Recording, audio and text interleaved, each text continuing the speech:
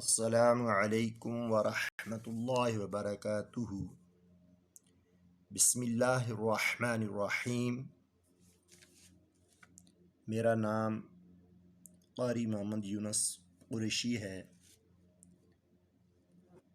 میں نے آپ کو 11ویں جماعت کی اسلامیات لازمی پڑھانی ہے۔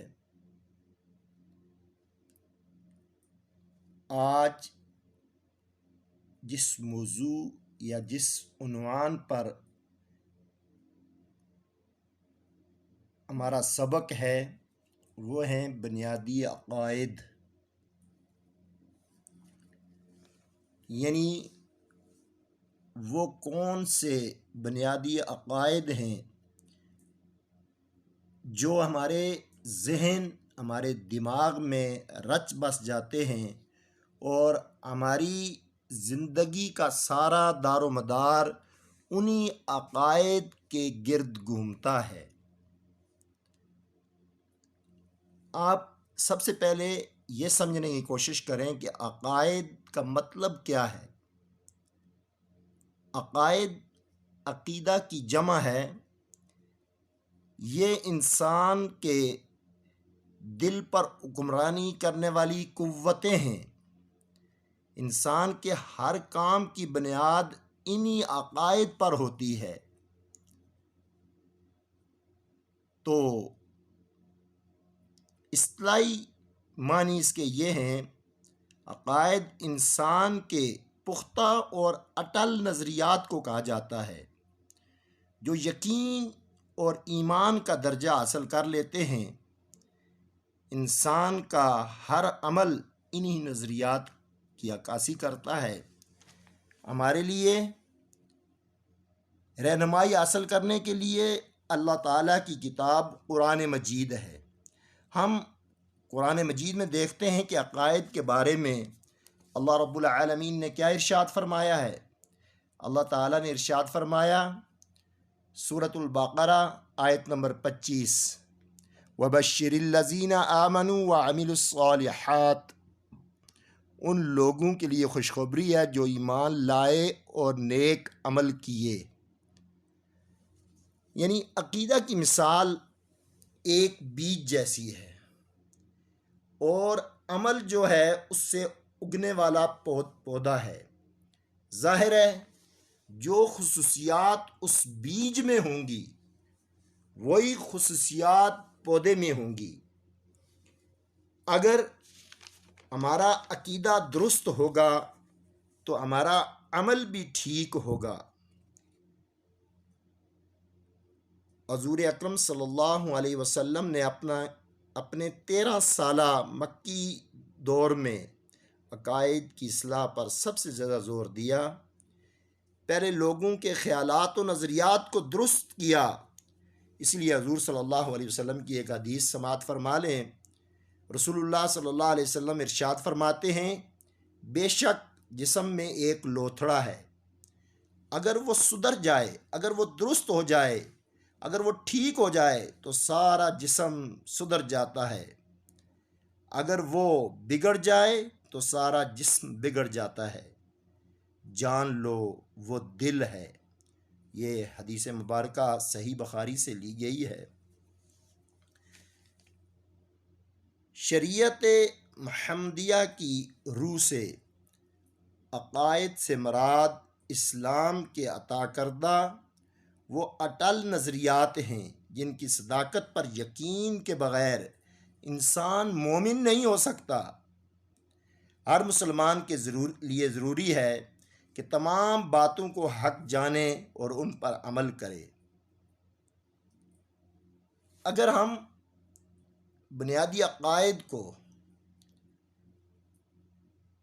ایمان مفصل میں دیکھیں جو ہمارے بچوں کو چھوٹی سی عمر میں یاد کروائے جاتے ہیں تو آپ کو پتہ چل جائے گا کہ عقیدہ کیا چیز ہے، بنیادی عقائد کیا ہیں۔ مثال کے طور پر ایمان مفصل، آمنت باللہ وملائکتہ وکتبہ ورسلہ والیوم الآخر والقدر خیر وشر من اللہ تعالی والبعث بعد الموت۔ آمن تو باللہ، سب سے پہلی بات کیا ہے؟ اللہ پر ایمان، و ملائکتی، اور اس کے فرشتوں پر ایمان، و کتبی، اور اس کی کتابوں پر ایمان، و رسولی، اور اس کے رسولوں پر ایمان، والیوم الآخر، اور آخرت پر ایمان۔ یہ 5 چیزیں، ان پر ایمان رکھنے سے انسان کا عقیدہ درست ہو جاتا ہے۔ جب انسان کا عقیدہ درست ہو جاتا ہے تو اس کا عمل خود بخود ٹھیک ہو جاتا ہے، درست ہو جاتا ہے۔ پتہ یہ چلا کہ ہمارے اعمال اس لیے ٹھیک نہیں ہوتے کہ ہمارا ایمان کمزور ہوتا ہے، ہمارا عقیدہ مضبوط نہیں ہوتا۔ ہمیں اپنے عقائد کو مضبوط کرنا ہے اور اس کے ساتھ ہمارا عمل خود بخود درست ہو جائے گا۔ اللہ تعالیٰ نے بنیادی عقائد کو سورۃ البقرہ آیت نمبر 77 میں اس طرح بیان کیا ہے: وَلَٰكِنَّ الْبِرَّ مَنْ آمَنَ بِاللَّهِ وَالْيَوْمِ الْآخِرِ وَالْمَلَائِكَةِ وَالْكِتَابِ وَالنَّبِيِّينَ،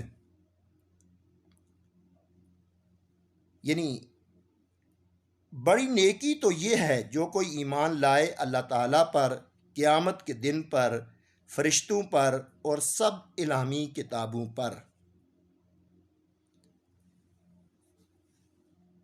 یعنی اللہ رب العالمین جل جلالہ نے ہمیں یہ بتا دیا کہ سب سے بڑی نیکی، سب سے افضل نیکی کا کام کیا ہے؟ اللہ پر ایمان لانا، آخرت کے دن پر ایمان لانا، فرشتوں پر ایمان لانا، کتابوں پر ایمان لانا اور نبیوں پر ایمان لانا۔ یہ اسلام کے بنیادی 5 عقائد ہیں جن پر ایمان لانے سے انسان کا عمل درست ہو جاتا ہے، انسان ایک اچھے راستے پر، صراط مستقیم پر چلنا شروع ہو جاتا ہے، جس کی دعا ہم ہر نماز میں کرتے ہیں رب العالمین سے: اہدنا الصراط المستقیم، اے اللہ ہم کو سیدھے راستے پر چلا، صراط الذین انعمت علیہم، راستہ ان لوگوں کا جن پر تو نے انعام کیا۔ تو یہ وہی راستہ ہے۔ تو سب سے پہلی جو میں نے قرآن پاک کی آیت پڑھی، آپ اس کو اپنے ذہن میں رکھیں، یاد رکھیں۔ یہ ایک آیہ مبارکہ آپ کو زبانی یاد کرنی ہے اور اس کو ضرور یاد کریں کہ وَلَٰكِنَّ الْبِرَّ مَنْ آمَنَ بِاللَّهِ وَالْيَوْمِ الْآخِرِ وَالْمَلَائِكَةِ وَالْكِتَابِ وَالنَّبِيِّينَ، کہ اسلامی بنیادی عقائد کوئی اگر آپ سے سوال کرتا ہے کہ قرآن میں اس کا کیا ذکر ہے، تو آپ یہ آیت پڑھیں۔ تو اس کے بعد اس میں 5 چیزوں کا بیان ہوتا ہے۔ سب سے پہلا جو ہے نمبر 1، اللہ تعالیٰ کی توحید پر، اللہ تعالیٰ پر ایمان، اس کو توحید بھی کہا جاتا ہے۔ ان عقائد میں سب سے پہلا عقیدہ جو ہے وہ توحید کا عقیدہ ہے۔ توحید کا مطلب یہ ہوا کہ اللہ تعالیٰ کو وحدہ لا شریک ماننا، اللہ تعالیٰ کو ایک ماننا، اور اللہ تعالیٰ کا حکم اور اس کے فرمان پر عمل کرنا، اور اپنے ذہن میں یہ بات رکھنا کہ اللہ وحدہ لا شریک ہے، وہ کسی کا محتاج نہیں ہے۔ قل هو اللہ احد، اللہ کہہ دیجئے اللہ ایک ہے۔ اللہ الصمد، اللہ بے نیاز ہے۔ لم یلد ولم یولد، وہ نہ کسی کا باپ ہے اور نہ بیٹا۔ ولم یکن لہ کفوا احد، اور اس کا کوئی ہمسر، کوئی برابری کرنے والا نہیں ہے۔ اللہ تعالیٰ نے سورۃ البقرہ آیت نمبر 163 میں ارشاد فرمایا: لا الہ الا ہو۔ یعنی چھوٹی چھوٹی آیتیں جو ہیں ان کو آپ یاد کریں، یہ یاد بھی ہو جاتی ہیں، اور ایک تو آپ کے سینے میں اللہ کا قرآن آ جائے گا، آپ کا سینہ برکتوں والا ہو جائے گا، آپ کا سینہ علم کے لیے کھل جائے گا۔ اور دوسری بات یہ ہے کہ امتحان میں اگر آپ آیت بھی لکھیں اور اس کا ترجمہ بھی لکھیں. یہ بہت زیادہ اچھی بات ہے، اس سے آپ کو بہت اچھے نمبر مل سکتے ہیں. اگر آپ آیت یاد نہیں ہے خالی ترجمہ لکھ دیں تو پھر بھی آپ کو اچھے نمبر مل سکتے ہیں، لیکن اس کے لکھنے کا طریقہ یہ ہو کہ آپ اس کو کاماز کے اندر اور بلیک مارکر سے لکھیں، ہیڈنگ دے کر لکھیں کہ اللہ تعالیٰ قرآن پاک میں ارشاد فرماتا ہے، جس کا ترجمہ یہ ہے. انہو، دوسرے مقام پر فرمایا انہو علیم بذات الصدور، سورۃ الملک آیت نمبر 13. اللہ تعالیٰ نے فرمایا کہ اللہ کی ذات وہ ذات ہے جو دلوں کے بید جاننے والا ہے، جو دلوں کے اندر چھپی ہوئی باتوں کو بھی جانتا ہے. تو پہلی بات ہو گئی وَلَكِنَّ الْبِرَّ مَنْ آمَنَ بِاللَّهِ، اور دوسری بات اللہ کے رسولوں پر ایمان، یعنی لا الہ الا اللہ محمد الرسول اللہ،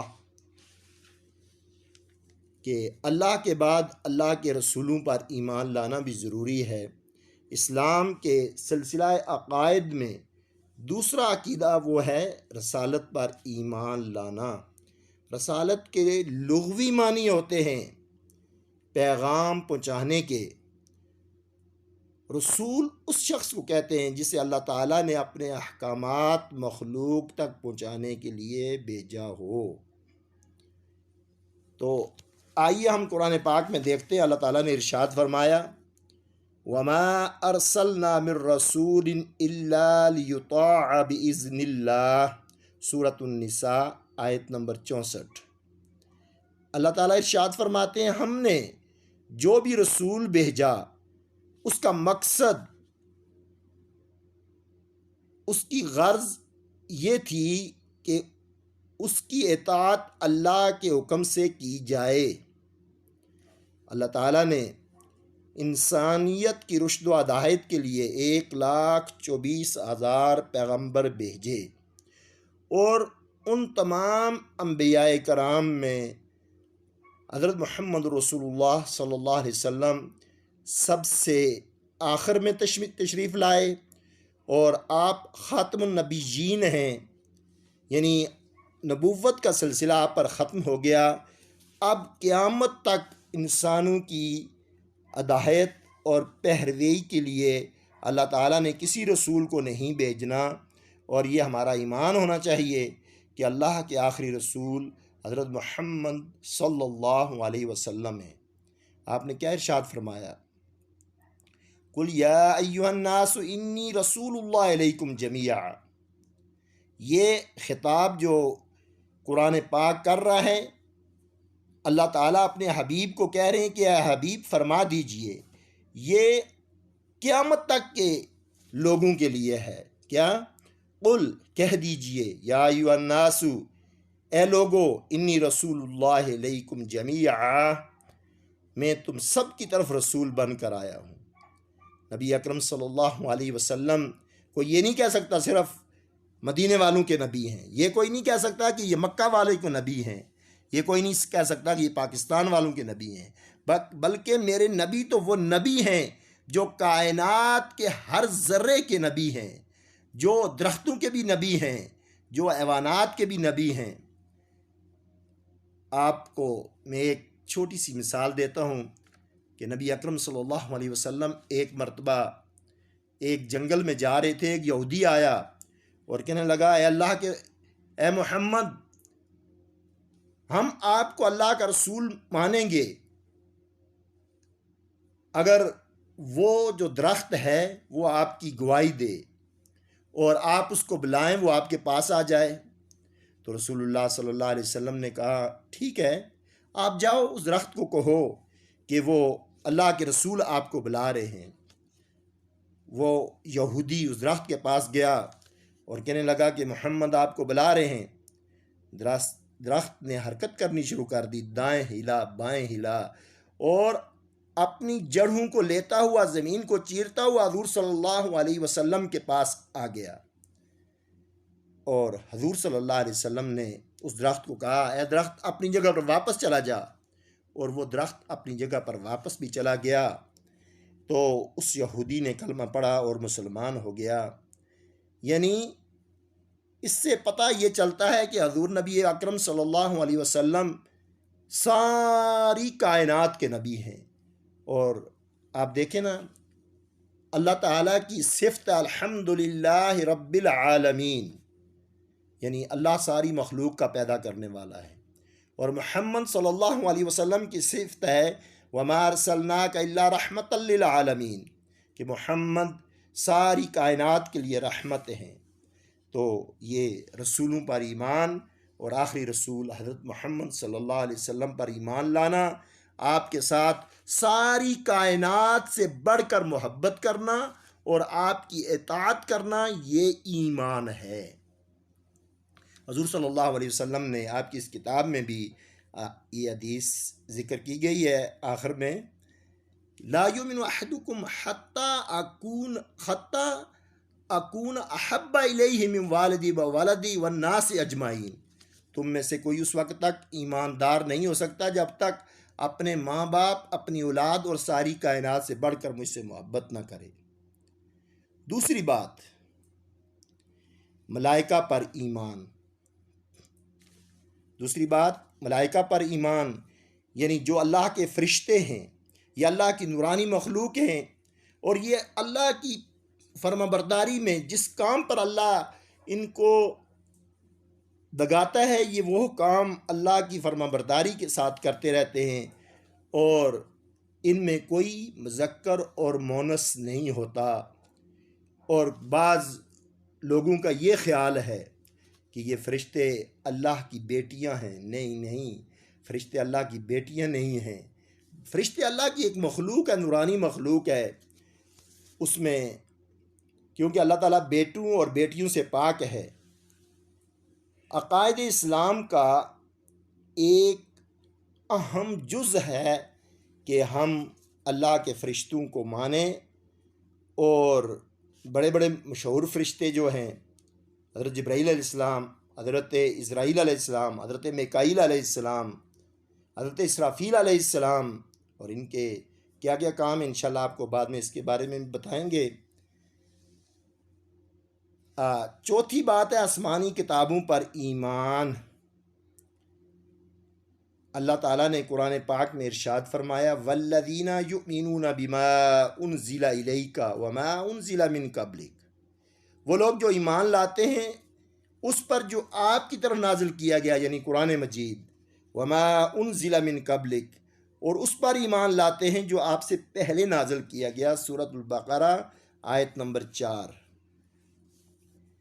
یعنی اللہ تعالیٰ کی جتنی کتابیں ہیں یا صحائف ہیں، ان پر ایمان، یعنی ان کا نزول پر ایمان ہونا ضروری ہے۔ لیکن ان کتابوں میں ان لوگوں نے رد و بدل کر دی، اس سے ہمارا کوئی تعلق نہیں ہے۔ لیکن جو کتابیں نازل ہوئی ہیں وہ حقیقت میں اللہ تعالیٰ کی طرف سے نازل، ان پر ایمان ضروری ہے۔ آخری چیز، آخرت پر ایمان۔ عقیدہ آخرت اسلام کے بنیادی عقائد میں سے ایک عقیدہ ہے۔ آخرت کا مطلب ہے بعد میں ہونے والی چیز۔ اگر کوئی آدمی یہ کہتا ہے میں اللہ کو بھی مانتا ہوں، میں رسول کو بھی مانتا ہوں، میں فرشتوں کو بھی مانتا ہوں، لیکن آخرت کو نہیں مانتا، تو وہ مسلمان نہیں ہے۔ کیونکہ عقیدہ آخرت ایک ایسا عقیدہ ہے جو ہمارے نیک اعمال کی بنیاد ہے۔ کیونکہ ہمیں پتہ ہے ہم اس دنیا میں اچھے عمل کریں گے، اللہ تعالیٰ اس کا بدلہ ہمیں آخرت میں عطا کرے گا۔ اگر ہم اس دنیا میں اللہ تعالیٰ کی نافرمانی کریں گے تو ہمیں اس کی سزا آخرت میں ملے گی۔ اگر آخرت کو چھوڑ دیا جائے تو اسلام کی یہ عمارت جو ہے یہ کھوکھلی ہو کر رہ جاتی ہے۔ اس لیے یہ بھی ضروری ہے کہ عقیدہ آخرت پر ایمان۔ قرآن پاک کی آیت ہے ان الابرار لفی نعیم وان الفجار لفی جحیم، سورہ الانفطار آیت نمبر 13-14 میں اللہ تعالیٰ ارشاد فرماتے ہیں بے شک نیک لوگ جنت میں ہوں گے، وَإِنَّ الْفُجَّارَ لَفِي جَحِيمٍ، اور بدکار لوگ دوزخ میں ہوں گے۔ آج کا ہمارا یہ سبق مکمل ہوا۔ اس کا لب لباب یا خلاصہ آپ یہ سمجھ لیجئے کہ اسلام کے بنیادی عقائد وہ 5 ہیں: اللہ تعالیٰ پر ایمان، رسولوں پر ایمان، ملائکہ پر ایمان اور آخرت پر ایمان۔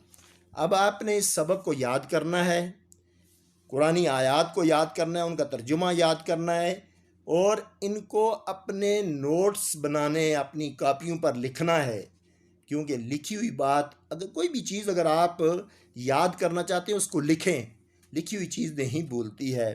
اور اس سے آپ کا ٹیسٹ بھی لیا جائے گا، اس سے مختصر سوالوں کا اور کوئز اور آپ سے MCQs طرز کے جو ٹیسٹ ہے وہ بھی آپ سے لیا جائے گا، اور امتحان میں آپ اسی وقت ان چیزوں کو یاد کر سکتے ہیں کہ آج میرا یہ طریقہ کار ہے کہ جس دن میں ایک سبق پڑھاتا ہوں میں دوسرے دن اس کو سنتا ہوں۔ انشاءاللہ یہ دوسرے دن یا جس دن ہمارا ٹیسٹ ہوگا اس دن یہ سبق آپ کو یاد ہونا چاہیے۔ اللہ تعالیٰ مجھے اور آپ کو جو کچھ ہم نے پڑھایا ہے اس پر عمل کرنے کی توفیق دے۔ السلام علیکم ورحمۃ اللہ وبرکاتہ۔